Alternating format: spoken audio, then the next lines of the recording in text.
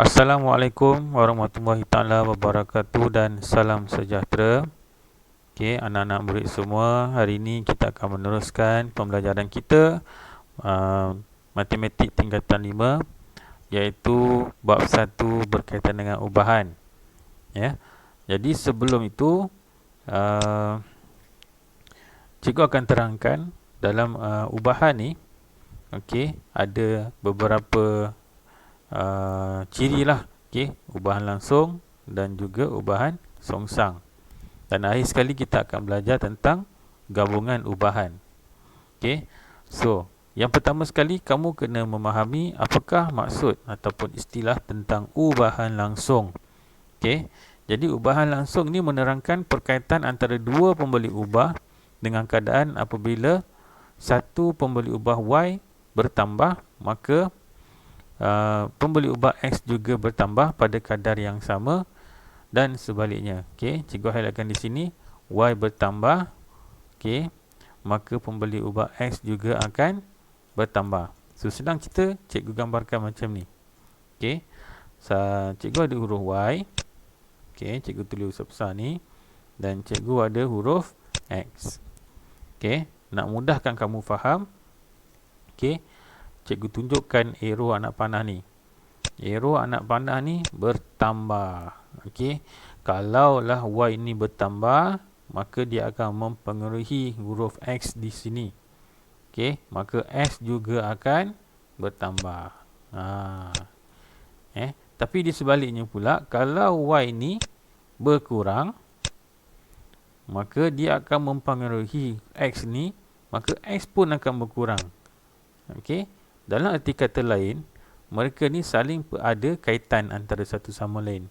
Okey, kalau Y ni ada berubah, maka X pun berubah mengikut ketetapan apa yang berlaku terhadap Y dan juga sebaliknya. Okey, so hubungan ini ditulis sebagai Y berubah secara langsung dengan X. Okey, iaitu Y berubah secara langsung terhadap X. Inilah dia. Okey, inilah bentuk ataupun simbol yang perlu kamu ketahui dalam istilah yang dipanggil sebagai ubahan langsung. Okey, cikgu ingatkan sekali lagi kalau ada huruf Y, sesuatu pemalar, dan juga ada huruf X, okey, kalau Y ni meningkat ataupun berlaku perubahan yang mana dia akan mempengaruhi huruf X. Satu lagi keadaan yang mana X pun akan berubah. Okey. Tetapi kalau Y ni berkurang, okey, maka perubahan yang berlaku terhadap X juga akan berkurang. So mereka saling berkaitan. Okey. So kita tengok yang seterusnya. Okey, sebagai contoh. Okey, kamu tengok ni. Ini orang tengah berlari. Okey, cikgu gambarkan. Okey. Jadi istilahnya, bukan istilah, contohnya adalah semakin jauh seseorang itu berlari untuk berjoging, maka semakin lamalah masa diambil oleh seseorang itu untuk menamatkan lariannya. So apa cikgu nak highlightkan sini tentang jauh tu berkaitan dengan jarak. Okey, jarak, iaitu jarak larian seseorang itu berubah dengan masa yang diambil. So dalam kes cikgu cerita ni, sebagai contoh cikgu ni, pertama dia ada kaitan dengan jarak. Okey, semakin jauh. Okey, sekejap cikgu ambil warna lain lah. Okey, kita ambil warna ni. Alright, okey. Baik, kalau kita ada jarak, okey, maksudnya dia jogging. Ini dia jogging, maka jarak tu akan bertambah. Okey, pada masa yang sama, apa yang akan efek dia adalah tentang hubungan itu dengan masa. Okey, semakin jauh jarak perjalanan itu, semakin jauhlah, semakin bertambahlah masa yang diambil. Okey, sebagai contoh, apa contoh lain yang boleh kita buat? Okey, contoh kamu naik motor. Kamu naik motor, okey, kamu pun pulas kabel minyak tu. Okey, kamu pulas kuat-kuat, semakin pulas kuat, makin lajulah motor tu. Maksudnya, okey, kabel minyak tu, okey, saya tulis sebagai huruf kabel lah, huruf K lah, kabel minyak, okey, dengan pergerakan ataupun kelajuan motor tu. Okey, semakin kita pusing dia semakin banyak, maka kelajuan motor tu juga akan berubah semakin laju. Okey, tapi kalau kita lepaskan kabel minyak tu, okey, kita lepaskan tu maksudnya dia berkurang lah, maka laju pun akan berkurang. Itulah cikgu nak terangkan kepada kamu ni. Okey, maksudnya dia ada saling berkaitan antara satu sama lain. Okey, so kita pergi contoh yang seterusnya. Okey, okey. Baik, ini cikgu ambil daripada buku teks lah. Kamu boleh rujuk nanti. Okey, lepas daripada pembelajaran secara online ni, maka saya minta kamu salin balik nota yang saya bagi dalam bentuk PowerPoint nanti. Okey, so follow dulu. Okey, video cikgu ini. Baik, kita pergi kepada contoh yang pertama lah. Okey, jumlah gaji seorang pekerja sambilan sebagai jurujual berubah secara langsung dengan bilangan jam dia bekerja. Okey, so sekarang ni cikgu highlightkan kepada kamu apa perkara yang diwakili oleh huruf Y dan juga X kat sini. Kita tengok. Okey, so yang pertama mestilah tentang gaji. Nampak ni? Okey, gaji seorang pekerja ni, okey, berubah secara langsung dengan bilangan jam. Okey, maksudnya di sini gaji tu berubah secara langsung dengan bilangan jam. Okey, simbolnya dia buat macam ni lah simbol ni. Ni simbol kepada berubah secara langsung. Okey, so Y tu adalah gaji orang tu dan X tu adalah ni bilangan jam yang dia bekerja. Okay, baik. Soalannya yang pertama. Okey, soalan pertama, nyatakan perubahan pada jumlah gaji. So dia nak tengok apakah perubahan pada gaji ni jika bilangan jam bertambah 2 kali ganda. Okey, kalaulah jam itu bertambah. Okey, kalaulah jam tu bertambah, cikgu cakap apa tadi? Macam tadilah, kalau Y ni bertambah, maka S pun akan bertambah. Begitu juga situasi jam ni. Kalau bilangan jam masa tu bertambah, maka gaji orang ni pun akan bertambah. Okey, berapa kali ganda? 2 kali ganda ni dia nyatakan. Okey, so penyelesaian dia. Okey, kamu tengok ni cikgu dah lukiskan. Okey, tengok kotak yang pertama ni. Okey, cikgu nyatakan, okey, kalau jumlah masanya bertambah, okey, maka gaji orang tu juga akan bertambah. Okey, so ini gambaran dia. Jadi penyelesaian dia apa yang boleh kita cakap? Jawapan dia adalah gaji pekerja akan bertambah sebanyak 2 kali ganda. Sebab apa? Sebab masa jam tu bertambah 2 kali ganda, maka gaji dia pun akan bertambah sebanyak 2 kali ganda. Okey. Baik, seterusnya. Sekejap. Okey.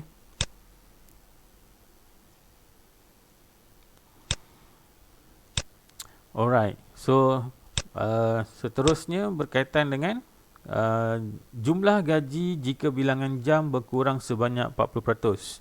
Okey. Bilangan jam berkurang sebanyak 40%. Okey. So sekarang ni kalau kamu tengok di sini, cikgu kamu tengok ini, J yang sebelah kanan ni, dia kata di sini jumlah gaji, dia nak tahu apakah perubahan terhadap gajinya jika bilangan jamnya berkurang 40%. So kalau dia berkurang, okey, kalau jam tu masanya berkurang, maka gaji dia pun juga turut berkurang. Okey, macam kita buat kerja lah. Kalau kita bekerja, kerja kita tak sampai masa yang ditetapkan, maka gaji kita pun akan ditolak lah, berkurang lah juga. Okey, berkurang sebanyak mana? Kalau masa berkurang 40%, okey, maka gaji kita pun akan berkurang 40%. So, okey, so di sini jam ataupun bilangan masa berkurang, maka gaji pun akan berkurang. Jadi ayat untuk kita jawab soalan ni macam mana? Okey, so sekarang ni gaji tu pastinya akan berkurang sebanyak 40%. So gaji pekerja akan berkurang sebanyak 40%. Sebab apa? Cikgu dah cakap tadi, kedua-duanya saling berkaitan. Salah satunya naik, maka satu pun naik. Kalau salah satunya turun, maka yang satu lagi pun akan turun. Okey, cuba kita tengok soalan C yang terakhir ni. Bilangan jam bekerja jika jumlah gaji yang diterima adalah separuh daripada gaji asal. Sekarang dia nak tentukan tentang jam. Okey, sekarang dia nak tentukan tentang jam. Yang mana gaji kat sini. Okey, kita tengok Bilangan jam bekerja jika jumlah gaji yang diterima adalah separuh. So sekarang ni gaji diterima separuh. Okey, apa terjadi dengan jam? Kan cikgu cakap mereka ni saling berkaitan. Kalau ada perubahan tentang gaji, maka adalah perubahan tentang jam yang mengikuti sama dengan gaji. So jam pun akan berkurang sebanyak setengah daripada gaji. Ini masa yang asal. So macam mana ayat dia? Okey, bilangan jam bekerja akan menjadi separuh daripada gaji asal. Okey, bilangan jam bekerja akan menjadi separuh daripada gaji asal. Okey, kan dia berkaitan antara satu sama lain. Okey, jam dengan gaji. Dia maklum kepada kita gaji tu separuh je. Okey, maka jam juga akan jadi separuh. Okey. Alright. So kita teruskan dengan contoh yang kedua. Okey. Sekejap, cikgu tukar pen, ambil warna merah. Alright. So, baik, contoh yang seterusnya, bukan contoh ni, latihan yang ada dalam buku teks tu. Okey, nanti kamu akan rujuk dan salin balik soalan tu. Jawapannya kita akan bincang di sinilah. Baik, soalannya, nilai rintangan. Okey, cikgu tulis dulu huruf R, rintangan. Alright, R. Okey, bagi suktas dawai berubah secara langsung, berubah secara langsung dengan nilai suhunya. Cikgu tulis huruf RS, huruf S, RS. Okey, nyatakan perubahan pada nilai rintangan. So dia tanya tentang perubahan tentang rintangan jika nilai suhunya bertambah 10%. Kalau dia bertambah, maka rintangan juga akan bertambah. Sebab apa? Mereka ni berubah secara langsung. Okey, salah satunya naik, satu lagi juga akan naik. Jadi kita dah boleh agak dah apa jawapan dia. Okey, so jawapan dia, nilai rintangan juga akan bertambah sebanyak 10%. Okey, so lihat cikgu punya kotak ni. Kalau kamu tengok ni, dia nyatakan di sini suhunya bertambah. Okey, nampak tu bertambah. Okey, maka rintangan juga akan bertambah. Bertambah sebanyak mana? Ni dia dah kata 10%. Okey, jadi jawapan dia macam mana? Nilai rintangan akan bertambah sebanyak 10% ataupun 10%. Okey, itu soalan yang pertama. Baik, selesai soalan yang pertama. Okey, soalan yang kedua. Okey, sekejap, cikgu padam dulu. Alright, so soalan yang kedua, nilai rintangan. Okey, masih lagi benda yang sama. Rintangan berubah secara langsung dengan suhu. Okey, so soalan kedua ni dia nak tentang nilai rintangan itu apabila suhunya berkurang separuh. Sekarang suhu berkurang separuh. Berapa kurang tu? Separuh macam inilah, 1/2 separuh. Okey, kalau suhu tu berkurang separuh, maka rintangan juga akan berkurang sebanyak separuh. Sebab dia akan ikut, antara satu sama lain saling berkaitan. Okey, kalau kamu tengok berkurang separuh, maka rintangan juga akan berkurang separuh. Okey, so macam mana ayat saya? Okey, nilai rintangan akan berkurang separuh. Okey, nak tulis separuh boleh ataupun kamu boleh tulis 1/2. Okey, baik, kita padam dulu. Soalan C, nilai suhu. Okey, benda yang sama lagi, cikgu tulis kat sini. Rintangan berkadar langsung dengan suhu. Okey, kita buat satu-satu. Nilai suhu, dia nak tahu suhu ni jika nilai rintangan berkurang. Berkurang. Cikgu tulis berkurang. Berkurang mestilah arah ke bawah. Berkurang berapa? Berkurang 1/4. Berkurang 1/4. 1/4. So kan cikgu cakap mereka ni saling berkaitan. Kalau rintangan berkurang, maka suhu pun akan berkurang. Okey. Tetapi berkurang banyak mana? Tengoklah. Kalau dia berkurang separuh, separuhlah. Ni dia berkurang suku ataupun 1/4. Maka suhu pun akan berkurang sebanyak 1/4. Okey. Suhu pun akan berkurang sebanyak 1/4. Alright. So, bagaimana kita nak menulis jawapan dia? Okey. Kamu tengok ni. Nilai suhu akan berkurang 1/4. Okey, baik, ini latihan yang pertama lah. Saya harap kamu boleh ikut. Okey, mudah sahaja. Okey, maksudnya antara Y dengan X, salah satunya bertambah, maka X juga akan bertambah lah. Okey, kalau X bertambah, maka Y lah akan bertambah. Okey, kalau satu tu kurang separuh, maka satu lagi akan kurang separuh. Kalau dia bertambah 2 kali ganda, maka satu lagi pun akan bertambah 2 kali ganda. Okay. Baik, kita tengok contoh soalan yang kedua. Okay. Puan Wardina ingin membeli kacang hijau yang dijual pada harga RMX. Ini saya tulis lah, RMX. Okay. Sekilogram. Nyatakan harga kacang hijau jika Puan Wardina membeli 500 gram kacang hijau. Okay. Dia beli 500 gram kacang hijau. Okay. Jadi pelajar-pelajar, kalau kamu tengok ni 1 kilogram. Okey, saya dah tulis dah kat kamu ni. Okey, 1 kilogram mempunyai 1000. Okey, jadi kalau 500 ni maksudnya apa? 500 ni maksudnya separuh daripada 1000. Okey, jadi macam mana kita nak tahu berapakah harga kacang hijau ni? Okey, dia berkadar langsung. Okey, dia berkadar langsung. Maka kalau separuh, dia akan jadi 1/2. Okey, yang mana yang tak tahu ni? Sini cikgu tunjuk. Okey, mudah je. Sekejap cikgu tukar pen dulu bagi warna kuning. Bagi nampak sikit. Okey, kalau kita dah belajar sebelum ni kan. Okey, contohlah. Okey, katakan X kita ada 1000 gram. Okey, 1000 gram. Jadi kalau 500 gram, kita akan ada berapa X?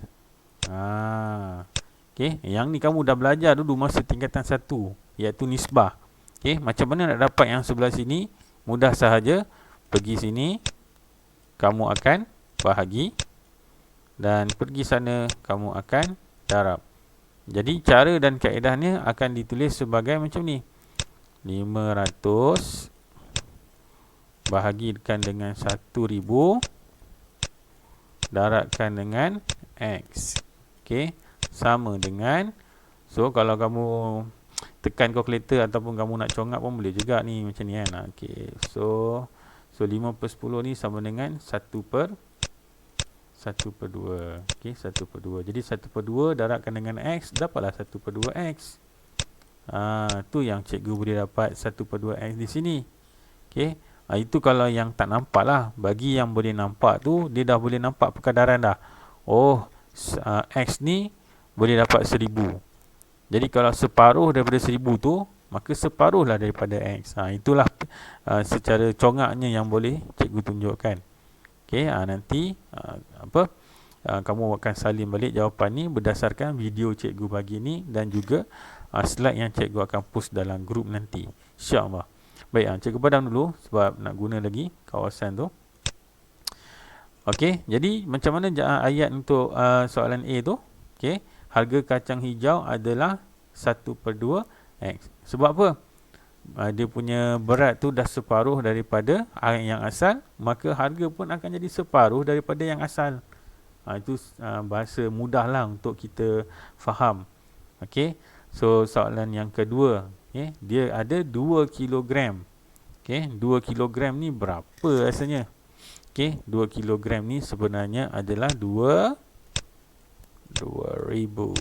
Okay, 2000. So, okay, kita buat perkadaran yang cikgu ajar tadi. X, kita akan ada 1000. Okay, nampak? Kalau 2000, secara congaknya, kalau kamu dah boleh nampak dah. Okay, dia berganda sebanyak berapa ni? 2 kan? Okey, kalau nak mudah senang je. Kalau nak buat secara manual, kita bahagi dulu 2000 bahagi 1000 dan di sini kita buat dan kita darab. Okey, so maksudnya di sini 2000 okey, bahagikan dengan 1000 darabkan dengan X. Okey, so yang ni kamu boleh potong 2 dan ni tinggal 1 lah. So 2 darab dengan X.